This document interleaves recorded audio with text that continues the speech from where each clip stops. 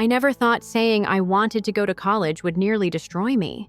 It was a quiet Tuesday afternoon.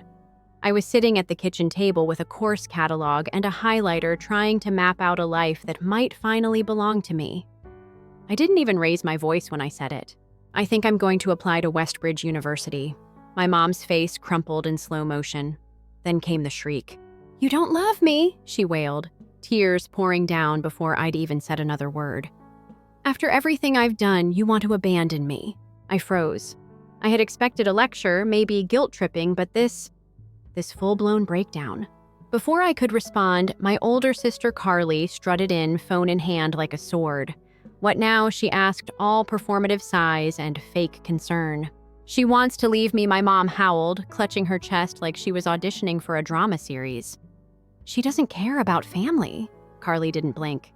She just turned to me, her lips twitching like she couldn't decide if she wanted to smirk or snarl. Then she pulled out her phone and started tapping furiously. A second later, my phone buzzed. I should have ignored it, but I didn't. I read every word of the venom she sent. "You make me sick. You're a selfish, worthless nobody. And I hope you finally do what you've always wanted and just disappear. You're not loved. You never were." My heart cracked, but it didn't shatter. Not yet. Then came the line that ripped it clean open. "I hope the next time something awful happens to you, no one's there to help. Just like you deserve." I dropped the phone. My hands were shaking. I couldn't breathe. I looked at Mom, hoping pathetically that she'd step in, scold Carly, say something. Instead, she laughed. Not just a chuckle. Full-on cackling like she'd just watched the best comedy of the year. "Oh my God, Carly, you're hilarious," she said, wiping tears from her eyes. "That girl has no spine. She's always crying." That was the moment everything shifted. I realized it wasn't just cruelty. It was a game, a performance. And I was the punching bag they passed around when life got too boring. I stood there in silence, trying not to cry, not because I wasn't hurt, but because I knew they wanted to see me fall apart. Carly didn't stop there. She walked right up to me, eyes glinting with something I didn't recognize at the time: pleasure. Pure sadistic pleasure. "What's the matter, Laurel?" she said sweetly. "Did I hurt your feelings again, poor little snowflake? Maybe you should write a poem about it." I clenched my fists. I didn't speak. I didn't trust my voice. She leaned in, breath hot against my ear. "Honestly, the world would be a better place without you in it." Then she flicked the back of my head hard. I stumbled forward and she laughed like it was the punchline of a joke. I didn't flinch. I didn't turn around. I just stood there silent, burning with shame, rage, confusion. My thoughts were a blur of escape plans and emotional landmines. That night, I sat on the edge of my bed, staring at the wall like it might give me answers. I felt like I was mourning something, but I wasn't sure if it was my family or who I used to be around them. The next morning, I started preparing. I took screenshots of Carly's texts, every one of them. Then I started combing through old messages. There were years of abuse hiding in those threads, gaslighting threats, cruel jokes that never stopped being cruel. I saved it all in a secret cloud folder labeled something innocent college notes. Then I packed. Not everything, just what mattered. Some clothes, my old laptop, the $300 I had stashed in an empty lotion bottle in my drawer. It wasn't much, but it was all I had. I kept it quiet. I moved like a ghost through that house. I didn't eat at the table. I didn't speak unless spoken to. I wanted to be invisible until the moment I vanished, but I made a mistake. I forgot to lock my bedroom door. And right as I was zipping up my bag, I heard the knob turn. My mom stood there, arms crossed, eyes scanning the room like she was inventorying betrayal. "What do you think you're doing?" she asked, voice sharp enough to cut glass. "Packing, just getting ready for school." I tried to sound casual, but my voice cracked. "You think you're leaving me after everything I've done for you?" I didn't respond, because if I opened my mouth, I might scream. She stepped closer. Her face was inches from mine. "You're not going anywhere, Laurel. This is your home, your family. You belong here whether you like it or not." And in that moment, I said the biggest lie I've ever told. "I'm not leaving. I was just getting organized." She stared at me, trying to read me like a script. Then she nodded, smug and satisfied. "Good. Don't forget who loves you." She slammed the door on her way out. I exhaled, shaking. My heart felt like it was trying to escape my chest before I could. I finished packing with trembling hands.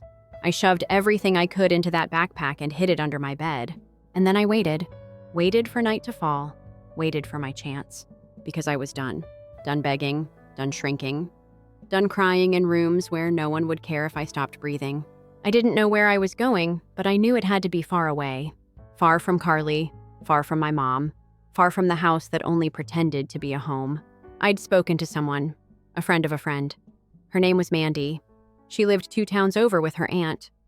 They knew my mom, they understood, and they said I could come if I kept it quiet. But when I told them I was on my way, they changed their minds. "Your mom's not someone we want problems with," they said. "She's unstable and dangerous." They ghosted me. So now I'm walking alone, sweaty, scared, and covered in the dust of my old life. My phone is almost dead. My stomach is empty. My backpack is heavy, but I'm still moving. I'll figure out the next step, even if my hands are shaking, even if I have to do it alone. Because the one thing I've learned from my family, love shouldn't feel like this. I didn't sleep that night. Not because I was afraid I'd be caught, but because I was finally tasting something I hadn't had in years: freedom. It was bitter, cold, and it didn't come with a plan. My feet were aching by the time the sky started to lighten. I hadn't even made it halfway out of town, and already I was second-guessing everything. I hadn't eaten. I hadn't called anyone. My phone was at 8% and the charger was buried under enough clothes to make digging for it a disaster in public. There was a park nearby. I found an empty bench tucked behind a rusting playground and sat wrapping my arms around myself like that might stop the shaking. This was it. This was real. No going back. I pulled out my phone and texted the only person I trusted enough to even consider asking for help, Jessa. We hadn't spoken in months. We weren't exactly close anymore. But there had been a time before Carly made sure to poison every friendship I had when Jessa and I had spent entire summers dreaming about our futures. She'd always said, "If you ever need me, I'm there. No questions." So I tested that. "Hey, I know it's early. I'm sorry. I need a place to crash, just for a bit. Things are bad." I hit send before I could overthink it. The read receipt popped up almost immediately, and then silence. 2 minutes, 5. I was just about to give up when the 3 dots finally danced across the screen. "Come over. You still remember where right, just knock twice. My parents leave at 7. I don't think I've ever cried harder over a text. It took me 20 minutes to walk to her neighborhood. My legs felt like concrete. My mind was chewing itself alive with fear and guilt. I had to cut through a church parking lot, 2 backyards, and a strip mall to avoid the main roads. Paranoia whispering that my mom's car could be anywhere. When I finally reached her place, the porch light was still on, flickering like it couldn't decide whether it wanted to help me or rat me out. I knocked twice. The door opened before I could breathe. There she was, still wearing pajama pants, hair in a messy bun, eyes wide with worry. She didn't ask anything, just pulled me inside and hugged me. And for the first time in what felt like forever, I felt human again. We didn't talk much that morning. She brought me some toast and a hoodie from her room. I told her pieces, not the full story, not yet. Just enough to explain why I'd shown up looking like a disaster and shaking like I'd walked through a war zone. She let me crash on the couch. I slept like a rock for 4 hours. When I woke up, she was sitting on the floor across from me, arms wrapped around her knees. "You okay?" she asked softly. I thought about lying, but I didn't. No, not even close. She nodded like she understood. "Do you want to talk about it?" I did. I needed to. So I told her everything. Not just about Carly's texts or my mom's meltdown, but the years before that. The little digs, the emotional chokehold, the way I was always wrong, always guilty, always less. I watched her expression go from shock to disgust to full-blown horror. "She said what to you?" Jessa asked when I read her the worst of Carly's messages. I didn't even flinch. I'd read those lines so many times they felt tattooed across my ribs. She was quiet for a while. Then she whispered, "That's not a family. That's a firing squad." I laughed. Just once. Just enough to feel the truth of it settle into my bones. I stayed with her for 2 days. Her parents never asked questions they barely noticed. I kept out of the way, kept quiet, and only ventured outside when I absolutely had to. But I knew I couldn't stay. This wasn't a solution. It was a pause. So I started looking up domestic violence shelters. I wasn't sure if I even qualified since the scars weren't on my skin.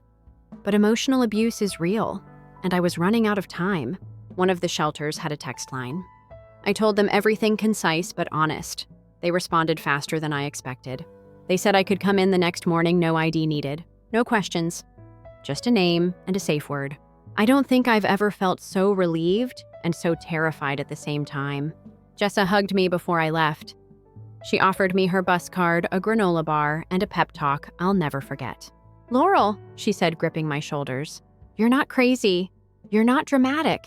And you don't owe anyone your life just because they gave you a roof." I cried again, quietly, but with less shame this time. The bus ride was short, but every bump on the road felt like the final nail in the coffin of my old life. When I arrived at the shelter, I almost turned around. It looked nothing like what I imagined, more like a dull office building than a place where lives get rebuilt. But the woman at the desk, Kim, gave me a smile that didn't feel forced. She asked for the code phrase. I said it. She nodded like she'd heard it 100 times, and it still broke her heart every time. She led me inside, showed me to a room with clean sheets and a laminated welcome packet. That night, I stared at the ceiling and waited for guilt to swallow me. But it didn't come. There was grief, plenty of it, anger too, but guilt. That stayed with the family who convinced me love meant staying small. The next morning, I got a call from a number I didn't recognize. Voicemail. I played it with shaking hands. It was my mom. "You think you're smart? You think this little stunt means anything? We always knew you'd end up alone. Just wait until no one wants to help you anymore. You'll come crawling back. They always do." I deleted it. No tears this time. I just whispered to the empty room, "Not this time." Because something inside me had finally shifted, not snapped grown. And for once, I wasn't running away from home. I was running towards something else. Myself. There's something strange about waking up in a place that doesn't hate you. It took me 3 days before I could sleep without jumping at every creak in the hallway. 2 more before I stopped waiting for my mom's voice behind the door. And even longer before I believed the people here weren't pretending to be kind. The shelter wasn't luxurious. No fresh towels folded into swans. No inspirational wall decals promising healing or transformation. But it was clean, safe, real, and that was enough. Each day followed a quiet rhythm group, meals, resource meetings, short counseling check-ins. The staff didn't push. They didn't pry. They let us speak on our own time if we wanted. If we didn't, that was fine too. I didn't talk much at first. Mostly just listened. But hearing others' women who'd escaped worse made something inside me shift again. Not because I compared pain, but because I finally saw what survival looked like when you weren't pretending everything was fine. One woman, Nora, had fled in the middle of winter with 2 kids and nothing but a backpack. Another had spent 3 years saving cash in pill bottles before she made her move. They weren't weak. They weren't broken. They were warriors no one had clapped for. And I wanted to be one of them. But healing isn't a straight road. It's a spiral staircase. And some mornings, I didn't even want to take the first step. Because every time I felt peace, even for a second, my brain would whisper, "What if they're right about you?" One afternoon, I made the mistake of checking my backup email, the one I'd used to save my screenshots and documents. Carly had sent 5 new messages. I shouldn't have opened them, but I did. "Still playing the victim, huh? You're not brave. You're pathetic. You ruined Mom. She cries every day now. Hope you're proud. Hope it was worth it. Don't worry. People will see the real you soon." I stared at the screen for a full minute, frozen. Not with fear, but something worse. That familiar shame. Like a slow-acting poison, I thought I'd finally sweat it out. But this time I didn't spiral. Instead, I started a document. I labeled it Truth Ledger. And I began organizing everything I'd collected over the years: texts, voice memos, photos, school records, notes from teachers, even my therapist's old write-ups from when I was 16. The stuff I'd always second-guessed, always dismissed. I didn't know what I'd do with it yet. But I knew I needed it. Because I wasn't imagining this. I wasn't overreacting. And the more I wrote, the clearer it all became. I wasn't broken. I'd just been raised in a house where love came with a leash. That same week, I had my first real conversation with Kim, the counselor who'd checked me in. She asked me to tell her what I wanted. Not what I feared, not what I was running from. "What do you want, Laurel?" she said, her voice calm like I had all the time in the world. I hadn't thought about that question in years. But after a long pause, I said, I want to be free. Not just physically, but in my head. I don't want to carry them around anymore. She nodded like she understood more than she let on. You know, she said, a lot of people think the big win is escape. But the real victory is when their voice no longer echoes in your own. That hit me hard, because she was right. My mother and Carly weren't in the room anymore, but their words still lived in mine. I spent the next few days journaling, unpacking memories like dusty boxes I hadn't opened in years. Some were hard, some were ugly, and some were so small, like the time I got a B+ and Carly laughed until I cried, but they stuck. It felt like rewriting my own story one truth at a time. And then something unexpected happened. Jessa messaged me. Hey, just checking in. You don't have to respond. Just wanted to say I'm proud of you. I didn't cry. I smiled. Because in a world where people so often failed me, she hadn't. I replied simply, thank you. That means more than you know. It was the first time in weeks I felt like I was building something, however slowly. Something that belonged to me. Meanwhile, the shelter staff helped me start looking into scholarships and grants. I'd missed the Westbridge deadline for that semester, but community college was still an option. A stepping stone. Not a compromise. And something else began to rise in me.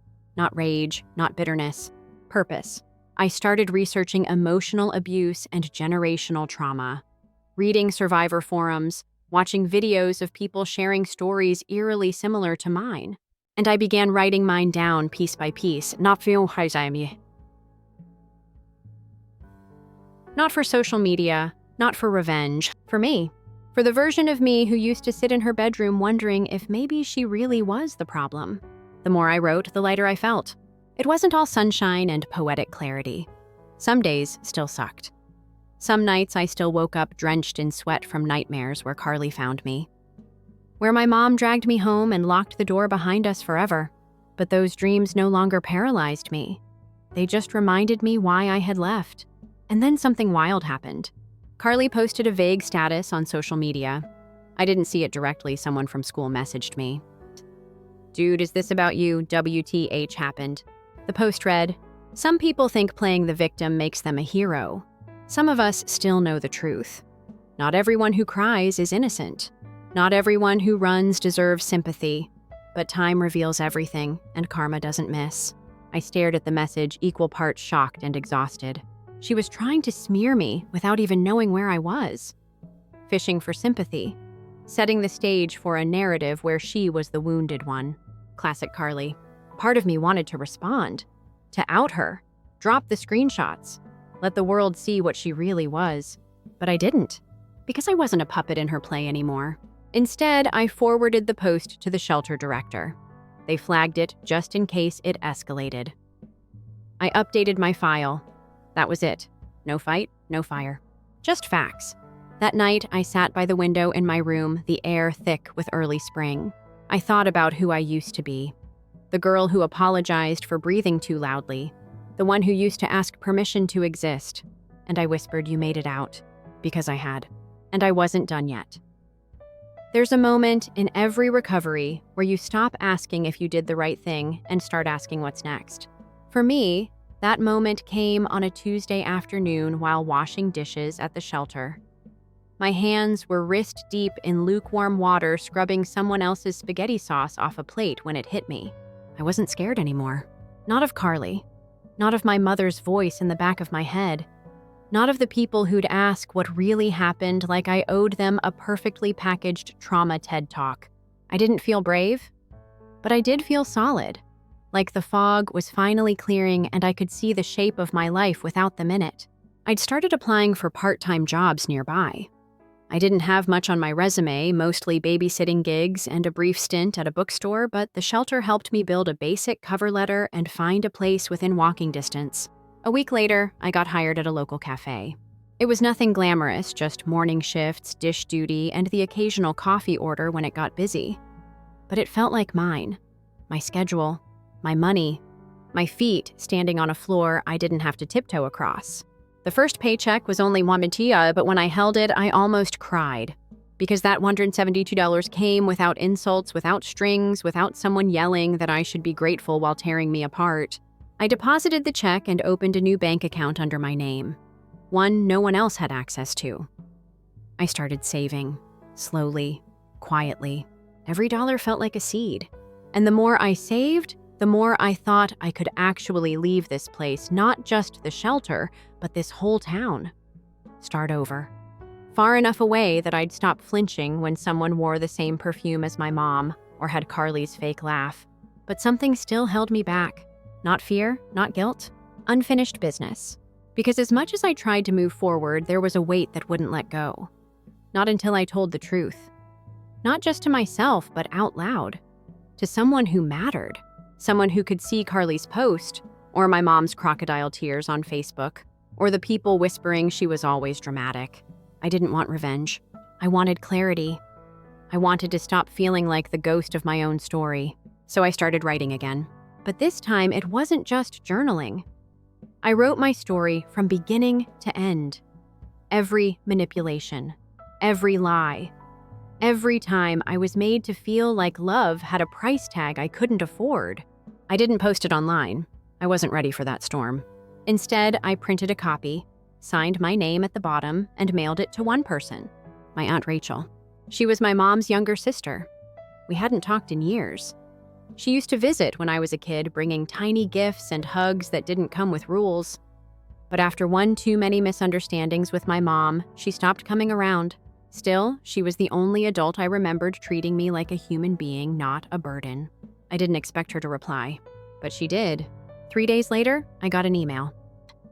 Laurel, I read every word. I'm so sorry I wasn't there when you needed me. I believed your mom's version of things because it was easier. That's on me. But I believe you now. I'm here now. Say the word and I'll help however I can. I've got a guest room. No pressure, just love. I stared at the screen for 10 straight minutes, and then I sobbed. Not because I was sad, but because someone finally saw me and didn't look away. I called her that night. We talked for an hour. She didn't ask invasive questions. She didn't tiptoe around my pain. She just listened, said she was proud of me, said she had questions about my mom, but they could wait. And that's when it all started coming together. I told her about Carly's online campaign to make me look like the villain, about the screenshots, the shelter, the job, the plan to leave quietly. You don't have to disappear to survive, honey, she said. You can exist loudly, on your own terms. I didn't sleep much that night. My brain was full of possibilities.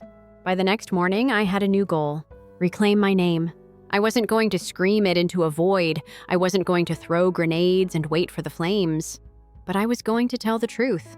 So I posted something, not a dramatic confession, not a rage-fueled rant, just a photo. It was an old one, me at 13 sitting on the edge of my bed with a journal in my lap. I remember that day.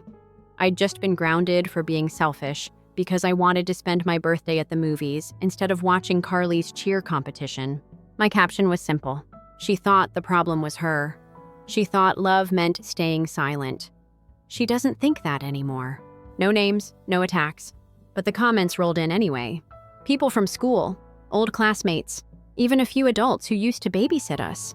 You were always so quiet. I never knew what was going on at home. I'm sorry. This hits hard. Thank you for sharing even just a little. Whatever you're doing now, I hope it's far away from them. I turned off my phone. Because I didn't need their validation, I just needed the record to show I was here. I existed, and I wasn't hiding anymore. That weekend, Aunt Rachel drove up to meet me. We had lunch at a quiet diner on the edge of town. She looked older than I remembered, but her eyes were the same. Warm, honest. She hugged me like family is supposed to. We talked for hours. She told me things I didn't know: how she'd fought with my mom about how I was treated, how she'd tried to intervene once but was shut out completely, how she'd always wondered what happened to me. And then she offered me something I didn't expect. I've got a small house outside Willow Creek, she said. Quiet neighborhood, no drama. If you ever want to transfer schools, there's a great community college nearby. You wouldn't owe me anything, just a fresh start. I didn't say yes right away, but the seed was planted. Because maybe this wasn't just about running anymore. Maybe it was about choosing. Choosing peace. Choosing myself. Choosing a life where my name didn't come with baggage I didn't pack. Back at the shelter, I shared the news with Kim. She didn't smile big. She didn't clap or cry. She just nodded like she knew this moment was coming. "You've done the hardest part," she said. "You've untangled your identity from their story." And she was right. I had. I wasn't just the girl who ran. I was the girl who rewrote. Some choices feel like lighting a match, but leaving the shelter felt more like stepping into sunlight after years underground. Quiet, gradual, and blinding in the best way. I packed my few things into the same worn backpack I'd carried when I first left home. But this time, it wasn't an escape plan. It was a declaration. Aunt Rachel picked me up just after noon on a Saturday. She didn't ask why I hadn't told my mom where I was going. She didn't tell me to forgive and forget. She just popped the trunk, said, "You ready?" and waited. We didn't talk much during the drive to Willow Creek. Just music humming low through the speakers and a handful of soft, necessary words. "You're not starting over, Laurel," she said at one point, eyes on the road. "You're continuing on your terms now." Her house was small but beautiful. White porch, fenced yard, a wind chime that sang like glass birds. Everything about it felt like a clean slate. That night, I took the longest shower I'd had in months. Not just to wash the shelter off my skin, but to let go of everything I'd carried through that front door. No one banged on the door. No one yelled at me to hurry up. I didn't even realize how tightly I'd been wired until the silence wrapped around me like a blanket. The first week was filled with soft starts. Aunt Rachel helped me enroll in community college. Spring semester was still open for late registration. She bought me a second-hand laptop. We went grocery shopping together.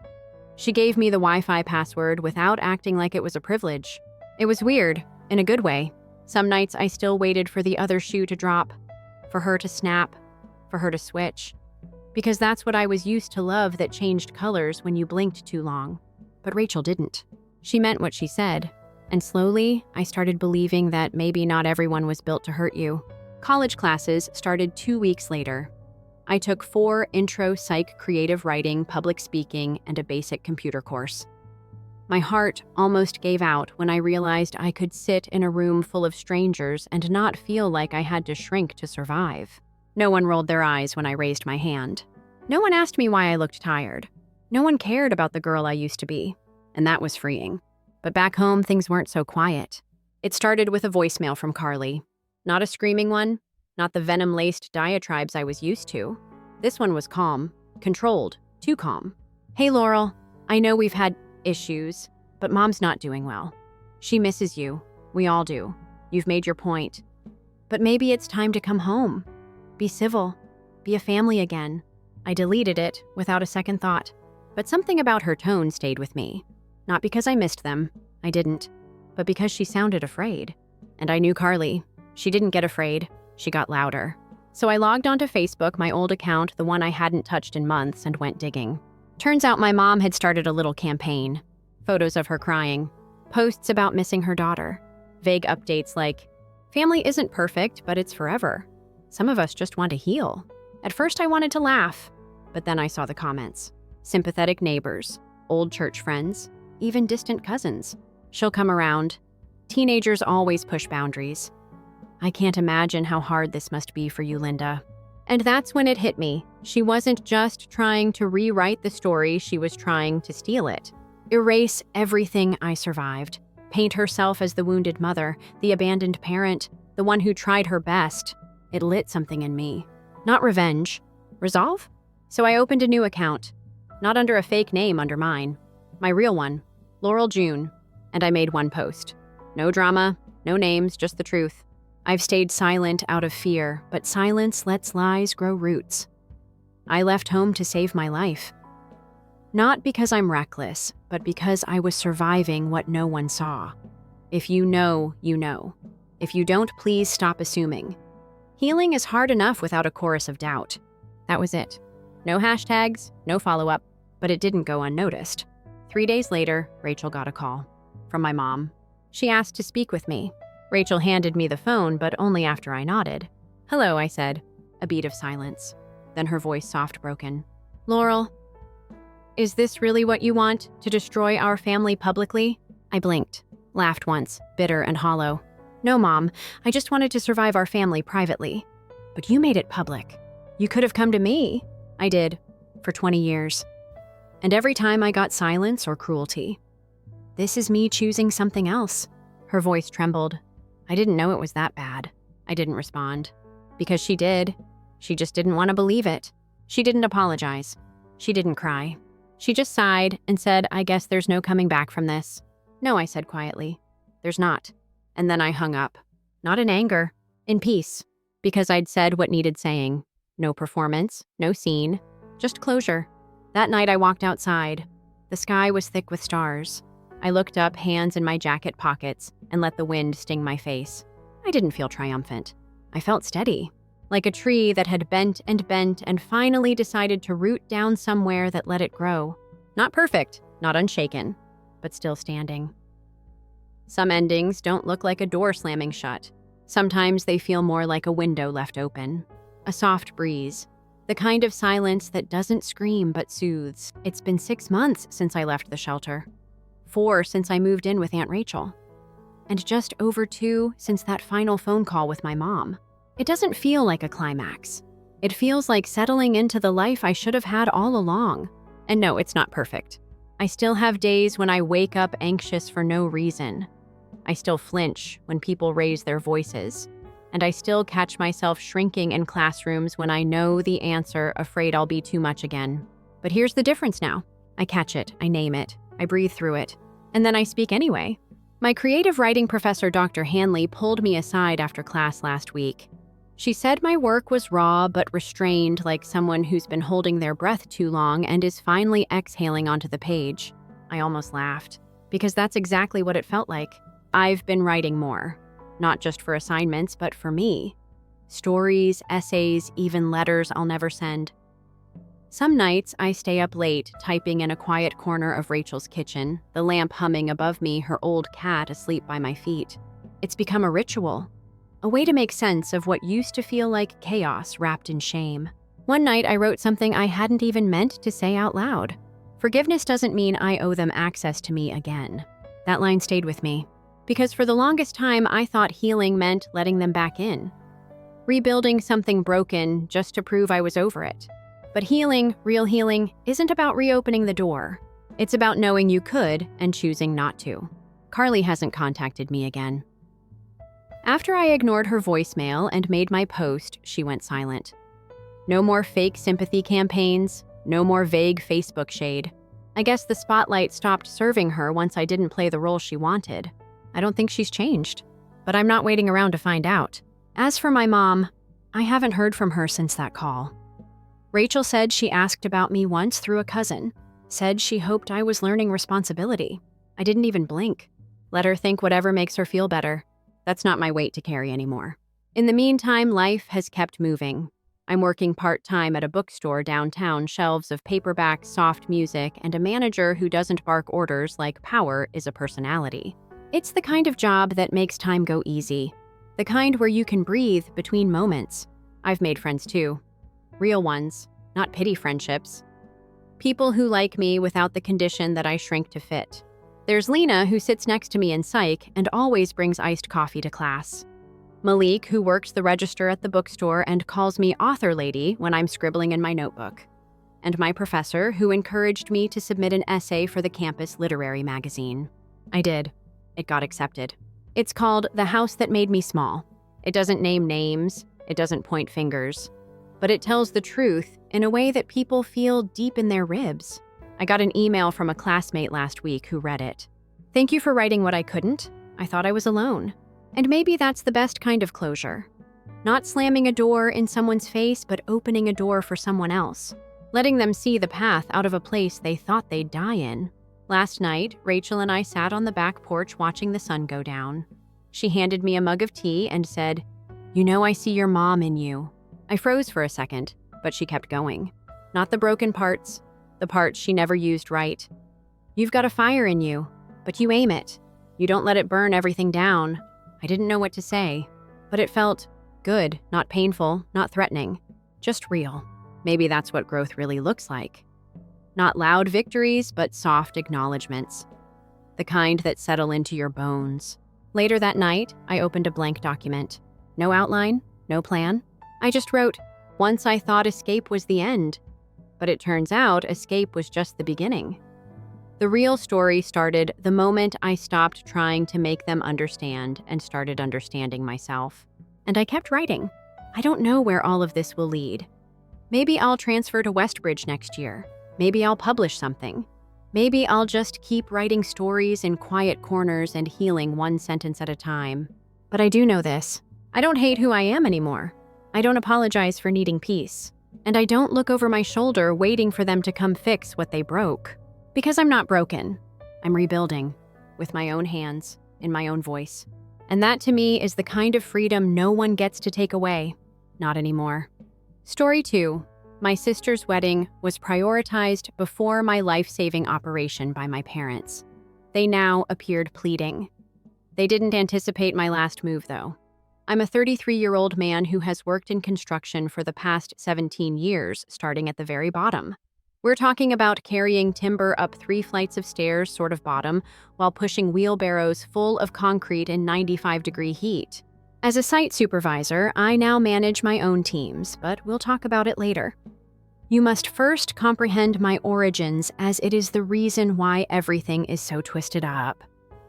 My younger sister Emma was treated as though she had found the cure for cancer every time she mastered a new dance technique, and I was essentially a ghost growing up in our home, which felt like living in some kind of strange parallel world.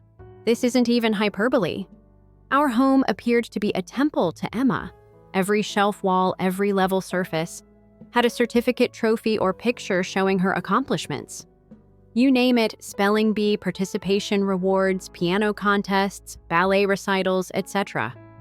It was on exhibit at a museum like a priceless relic. Me. There was just one picture of myself in the home. One. Tucked away in a dusty album that has most likely not been touched since Obama's first term. It was from my high school graduation. I wasn't some deadbeat child either. I kept up a strong B+ grade while working part-time lettered in football and wrestling and never into a foul of the law. But that was simply expected in my parents' perspective. Just a nod and perhaps a nice job, no celebration or kudos. If that day they were feeling very giving. In my sophomore year, I began lifting heavy weights in part because of football, but primarily because I wanted a place to vent my frustration. While Emma was receiving private piano lessons and dancing coaching, the gym turned become my haven. I had some used dumbbells and a rusty bench press in our garage that I had purchased with my own money while mowing lawns. Never once did my old father notice me or take an interest in what I was doing. He was too preoccupied with filming Emma's dancing routines or whatever. What irritates me the most, my parents attended my wrestling matches more times than I can count on one hand. Varsity competition for 3 of the 4 years. They had a justification for everything. Emma had a recital. Emma had a contest.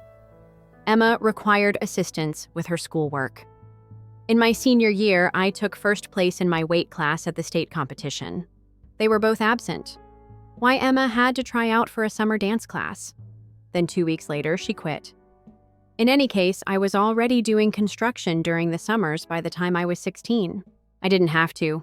We weren't impoverished in any way. Mom worked part-time as a real estate agent, and my dad had a nice office job in management. No, I wanted to be somewhere other than home, so I worked. I grew closer to the guys on the site than I did to my own family. They taught me everything, including how to handle machinery, read plans, and spot those who are attempting to take dangerous shortcuts. Above all, they taught me the value of having someone's back. The day after high school, I rented a small studio apartment that could hardly accommodate a bed and a little fridge, moved out, and started a full-time job at the construction firm where I had been working summers. My folks hardly noticed. They were too preoccupied with organizing Emma's Sweet 16 celebration, which incidentally was more expensive than my first year's rent. I worked really hard over the following 3 years to learn as much as I could about building. I began as a worker and progressed to assistant carpenter, and lead carpenter. I was managing my own staff by the age of 25. Because they knew I had completed every task I asked of them, the boys appreciated me. I wasn't just a clipboard-wielding college kid instructing them how to work. I was in the trenches with them, pulling just as much weight and getting just as dirty. Emma, meanwhile, left for a pricey private university. Can you guess who covered the cost? After 3 big changes, she ultimately decided on a degree in marketing communications or another field. It seemed like the second coming of Christ each time she returned home. These extravagant dinners were prepared by Mom. Dad would make time in his schedule to be with her. Me. On my birthday, I received an SMS asking whether they remembered. But what do you know? All of that strengthened me. Every accomplishment that goes unnoticed, every game that is lost, and every instance in which they pick her over me just serves to fuel the flames. I used that rage to motivate myself to achieve, in spite of not because of them, to focus at work and to make progress at the gym. By the time my health started to deteriorate, I was deadlifting 500 pounds, benching 315 pounds for repetitions, and leading teams that completed projects on time and under budget. At the age of 28, I was finally feeling like I had my life together, working hard at my job and setting new personal records each month at the gym. I had my own apartment and had risen to the position of site supervisor for one of the largest construction companies in the region. It wasn't fancy, but it was mine. And I was even considering launching my own company in the future. Life then chose to remind me that it has a cruel right hook. It began with a strange ache in my chest. Not like muscular strain or heartburn. This was not like the others. I dismissed it at first. You spent enough time in construction. Aches and pains that come and go are like background noise. In addition, I was the usual meathead who believed that being tough meant being ignored. When your body is attempting to alert you to a problem. Foolish. Looking back, a deadlift workout was the true wake-up call. My goal was to reach a new personal best of 525 pounds. When I first started lifting that weight, it seemed like someone had put a steel band around my chest and was tightening it with each breath. But throughout warm-ups, everything felt solid. I was forced to leave the lift. I had to drop the bar and sit down since I was having trouble breathing after a wrestling battle because I had a dislocated shoulder. I was nearly hauled to the emergency room by my crewmate Mark, who taught me everything I know about concrete work. I assumed it would just be a pulled muscle. Or a pinched nerve, perhaps. Not at all. The doctor arrived with that expression on his face, following what seemed like an endless series of tests and scans. You know, the one where you can tell they're going to blow you away, but they're attempting to be professional. It became out that my lung was being compressed by this growth. Nor the type they can just cut out and discard. We're discussing significant surgeries and therapies that seem like they belong in a science fiction film. When your body rebels against you, it's the type of thing that makes you understand that all those hours spent at the gym, all that protein powder, and all that creatine don't mean jack. The expense is the real kicker, though. Do you recall that I was doing well at work? Indeed, it's true that construction firms aren't particularly renowned for offering outstanding benefits packages. No health insurance? And I hadn't bothered to acquire private coverage because I was the young, unbeatable idiot that I was. I could buy new lifting equipment and supplements instead of wasting money on insurance. God, I was such a fool. The hospital gave me numbers that may have been in monopoly money. The expense of the surgery alone would exceed my earnings for the next 2 years. Next include all the therapies and drugs whose names I couldn't even pronounce. Follow-up treatment. They wanted it up front, and in certain states, we're talking about enough cash to purchase a home, or evidence that I could afford it. Greetings from American Healthcare. Correct. I tried everything that came to mind. I started by phoning each insurance provider, but at the time, prior illnesses were still a thing. None of the medical studies I researched were taking on new participants. I also looked at those websites regarding medical tourism that discuss receiving care in India or Mexico. However, the doctor quickly dismissed that, stating that I needed to begin therapy immediately. Man, those guys were incredible, my crew. Mark immediately created a GoFundMe page. When they could, the other guys offered to give sick days and vacation time. Even the old-timer who had been making fun of me since day one for wearing sunscreen and being too attractive for construction. He had been accumulating money for a new Harley when skin cancer showed up with an envelope full of cash. However, it was insufficient. Not even close. Simply put, the numbers were too large. Time wasn't on my side, and we're talking about 6 figures. This beast grew in my chest every day while I waited, making breathing more difficult to work. On dry ground, it was more difficult to simply go through a typical day without feeling like I was drowning. Stress and poor eating habits caused me to lose 15 pounds in the first month. I was unable to continue doing heavy lifting at work, so I had to switch to light duties.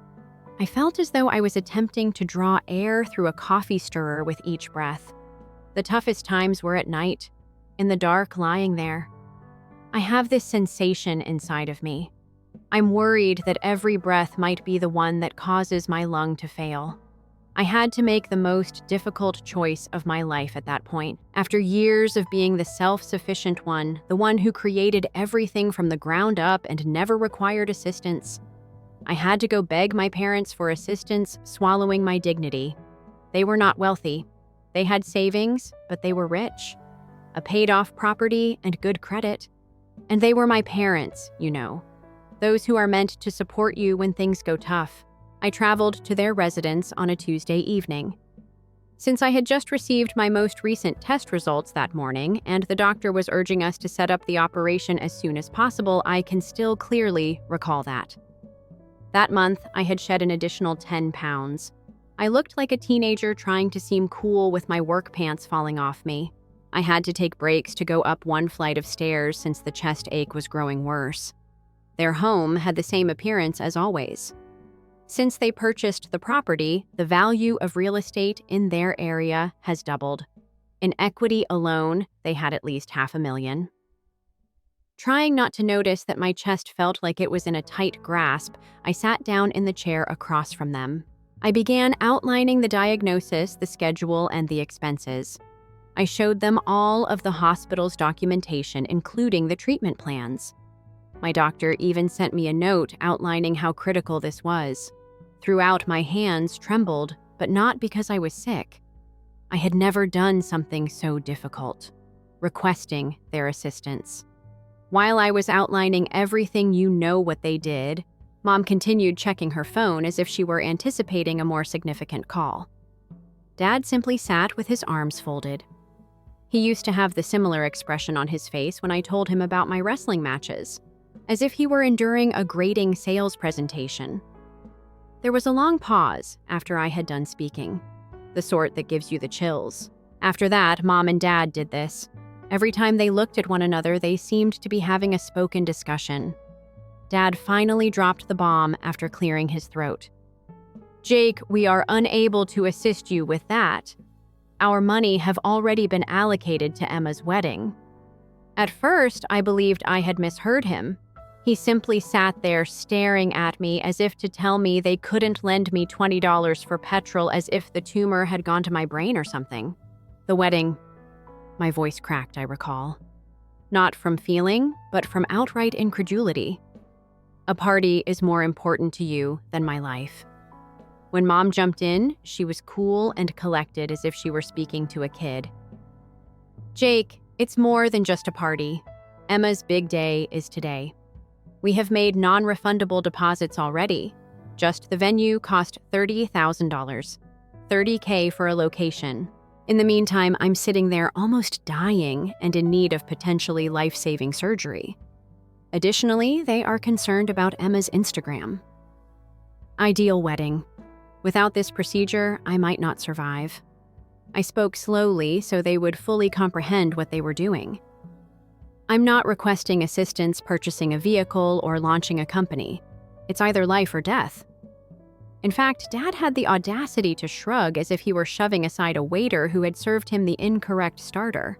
"Jake, you have always been resourceful. You'll find a solution. Emma's time is now. We must not disappoint her." It dawned on me then. All the times they choose her over me, all the squandered opportunities, all the years of being the forgotten son.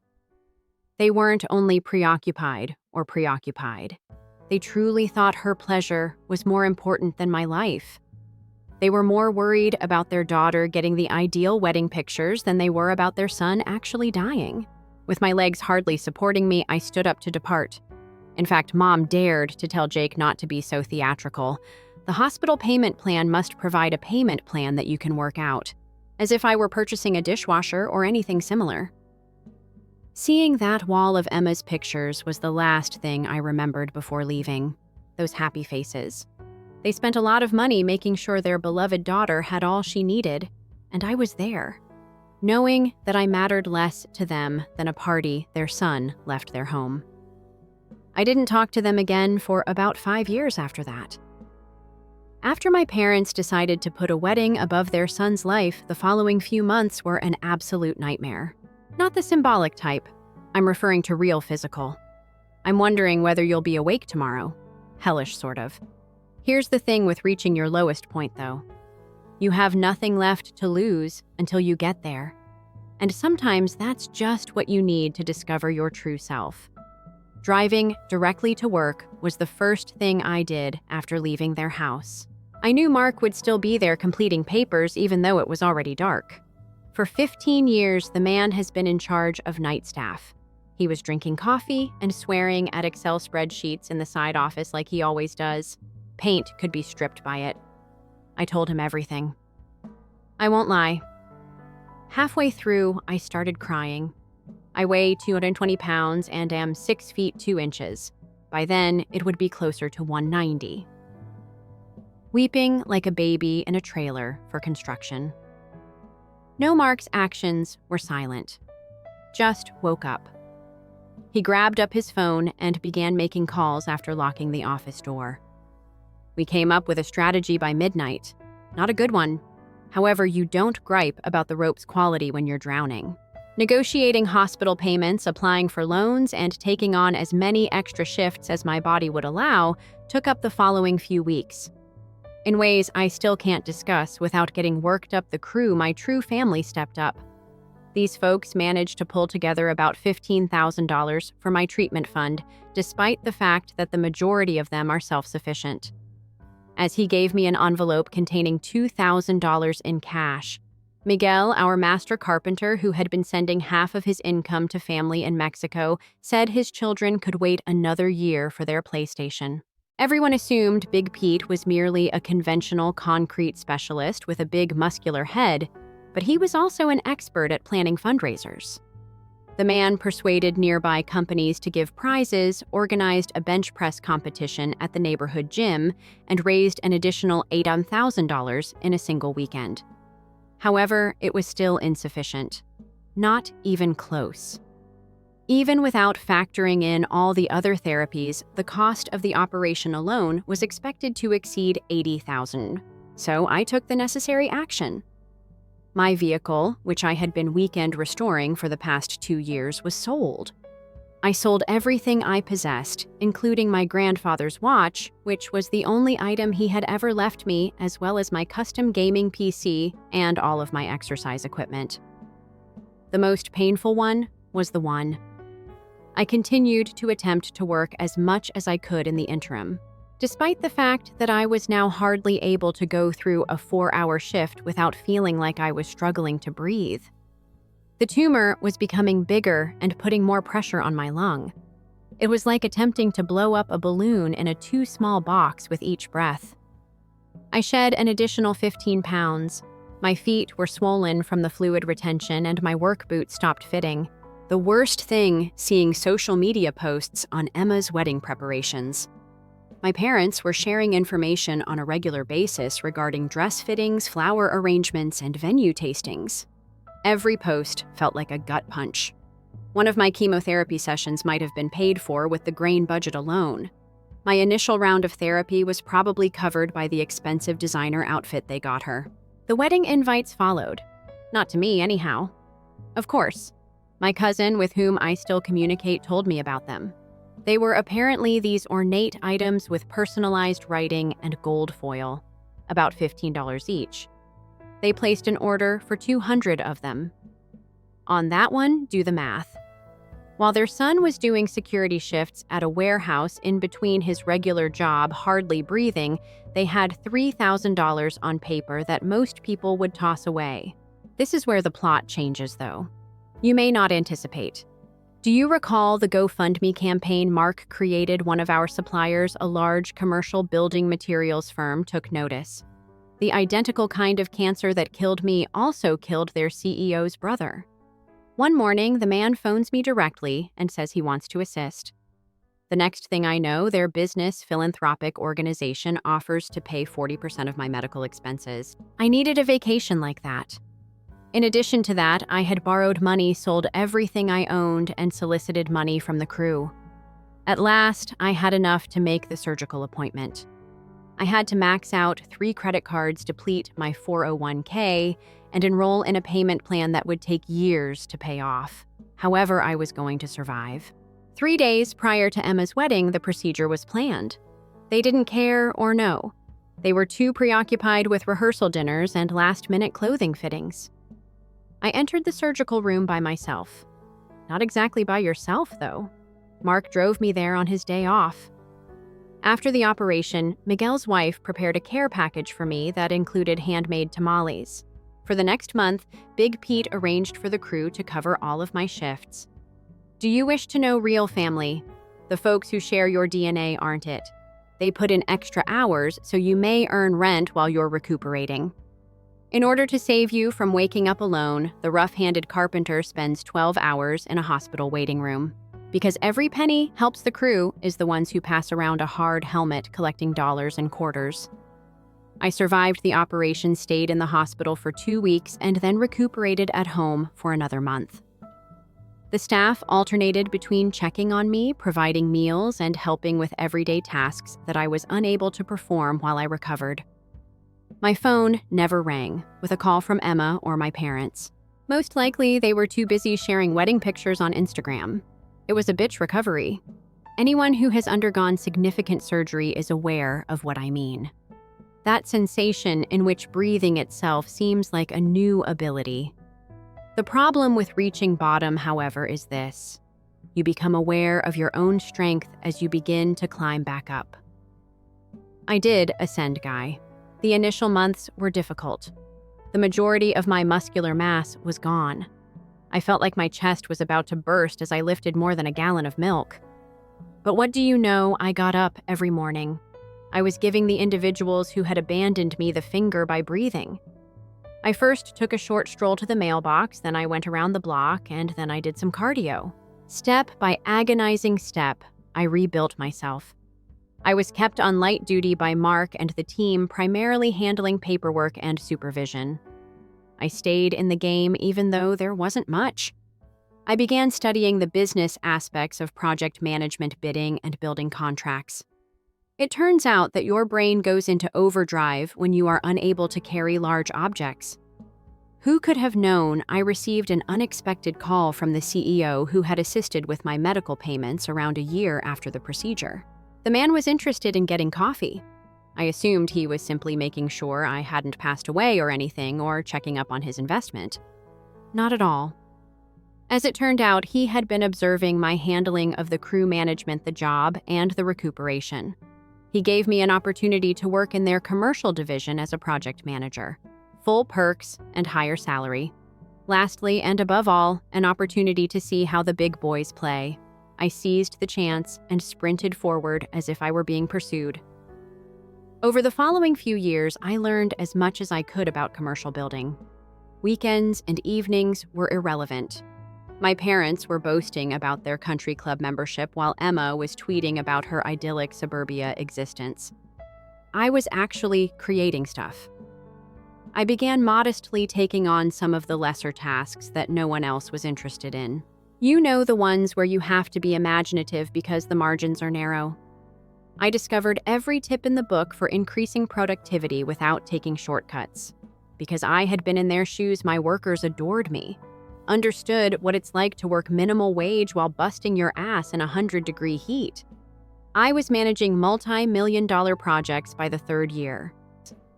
Do you recall the tumor that almost killed me? I became an expert in building medical facilities because to that experience. It turns out that hospitals enjoy dealing with people who have a comprehensive understanding of their environment. I began establishing contacts and forming connections, the type of networking that comes from a common experience and cannot be faked. Then I received the project that made all the difference. Renovations to a hospital complex for $50 million, the largest project I have ever overseen. I meticulously planned every aspect of it for 6 months. The project was completed ahead of schedule, within budget, and with great success. It received various accolades and was featured in some trade publications.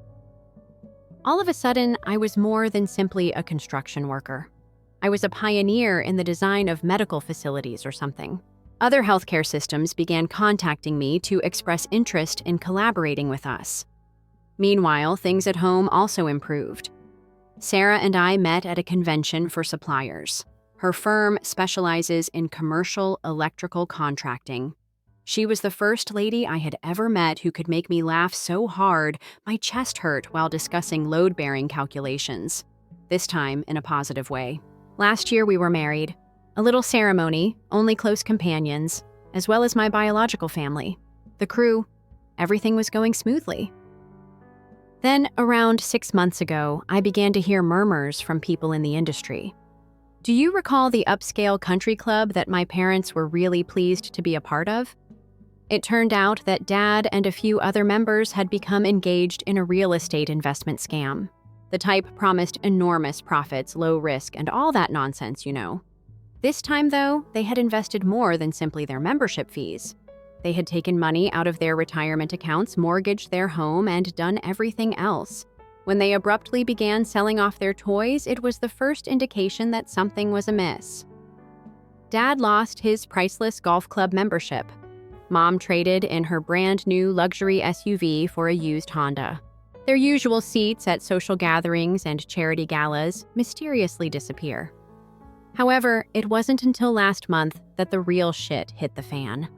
I didn't recognize the number that called me. I nearly didn't respond. I had just finished going over bids for a new project. I wish I had left the voicemail. I had never heard my mother's voice before. It sounded tiny and frantic. We must speak, Jake. That phone call from my mom is crucial. Their little financial difficulties turned out to be more akin to the Titanic. Dad's involvement in that investment scam wasn't simply awful after encountering that iceberg. It was criminally awful and disastrous. Like the FBI looking into the whole issue, bad. They had put all of their energy into it. They even took out more loans using their home as collateral, utilizing their home equity and retirement assets as collateral. Everything is gone. This is where things become fascinating, though. They didn't start by referring to their beloved Emma as their ideal daughter or golden kid. It was the one they had selected above my actual survival. Not at all. I was referred to as the forgotten son. When he most needed them, they had abandoned it to decay. Because Emma, she had already firmly rejected them. You see, a week or so before to their phone conversation, they had arrived at Emma's McMansion in her exclusive gated community, the same home where they had provided a sizable down payment to her and her lawyer husband while I was still paying my medical costs. They thought they could just move in with their beloved daughter till things worked themselves out, so they packed up some luggage. Are you curious about what their ideal princess did? Was the door answered by her husband? We can't risk having your financial problems affect our children's future, says the corporate lawyer who has been kissing their asses at every family get-together for the past 5 years. He then locks the door in their faces after giving them a bankruptcy lawyer's business card. The same girl for whom they had paid hundreds of thousands of dollars for private school dancing classes was being seen by Emma from the window. University. They couldn't even sleep on her couch because of that ludicrous wedding. The same parents who had prioritized her wedding over their son's life suddenly found themselves stranded on her doorstep. She also handled them like a door-to-door salesperson. When Mom eventually broke down and contacted me, she told me all of this while crying. It wasn't because she was sorry for what they had done to me. No, she was simply in need. Their mortgage was 3 months past due. Foreclosure was being initiated by the bank. The priceless Mercedes that belonged to Dad had already been taken back. Suddenly, none of their country club pals were answering their calls. She wept into the phone. "Jake, we don't know what to do." "We've tried everything. We require assistance." I listened to her sob as I sat in my spacious corner office overlooking the city.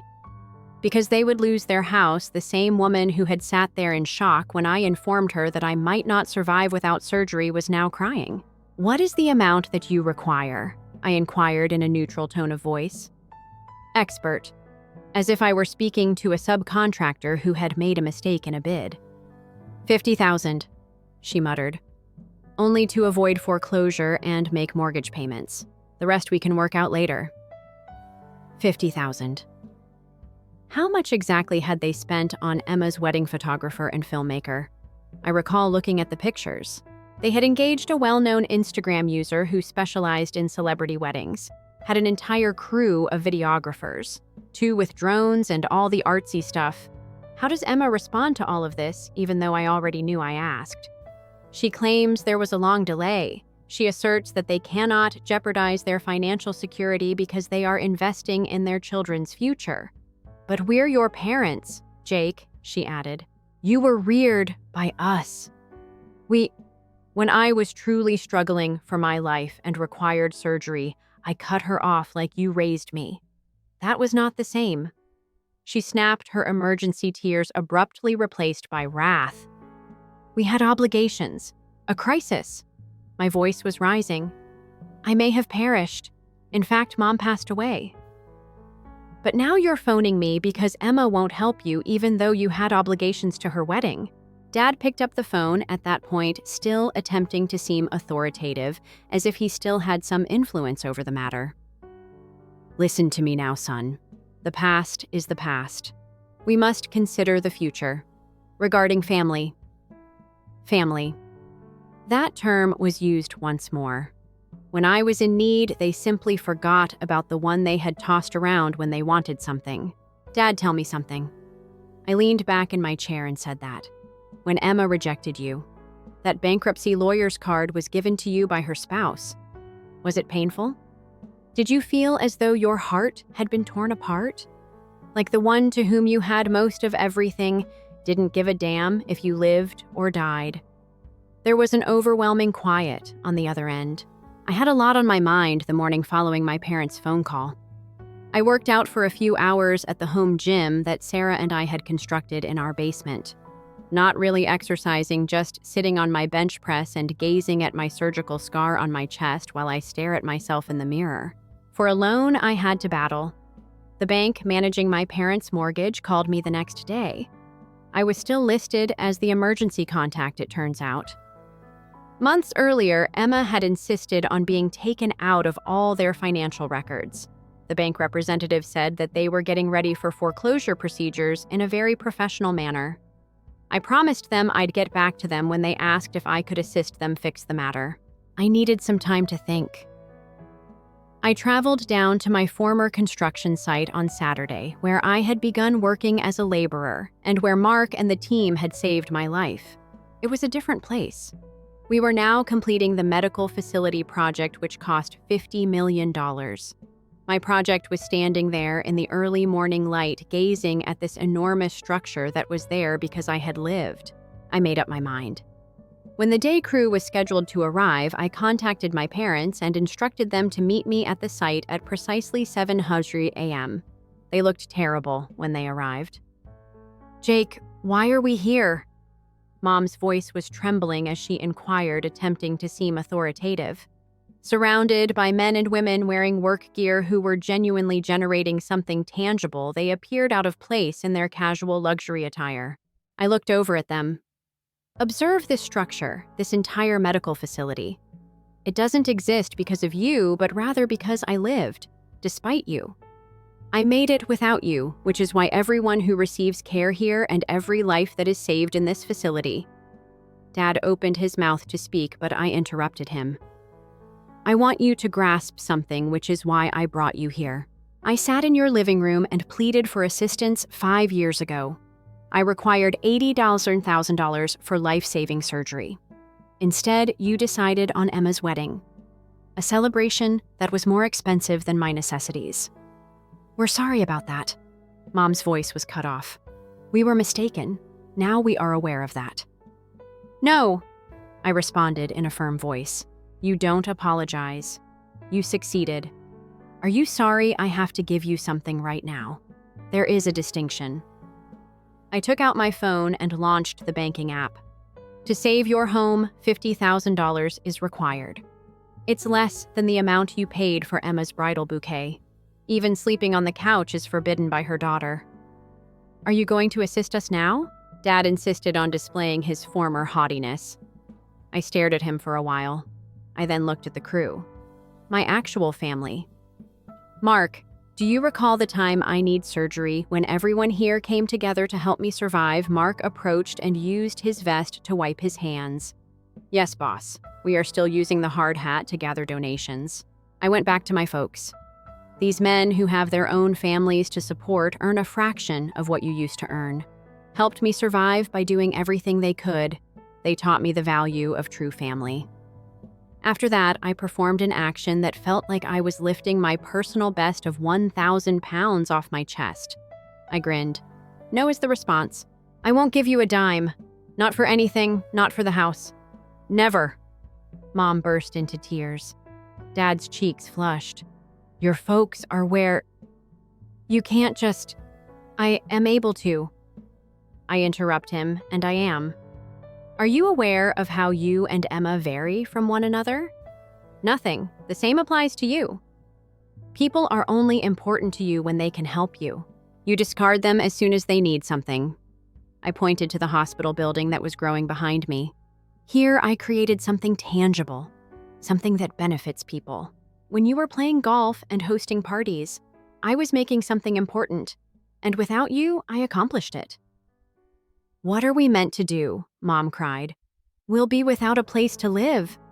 I gave a shrug. It will come to you. You're resourceful. You told me that when I was dying, didn't you? At that moment, I glanced around one final time before continuing on my trip. And Dad, too. Do you recall your remarks regarding family supporting a family? You were correct. Family does support family. Simply put, you are no longer my family. In the dust of my building site, surrounded by the men and women who had taught me the true meaning of family, I left them standing there. As they got into their beat-up Honda and drove off, I walked up to my office and looked through the window. 2 months have passed since then. Last week, they lost the house. Emma has yet to answer their calls. They're staying at an extended stay hotel as far as I know, attempting to decide what to do next. All of their buddies from the country club have vanished.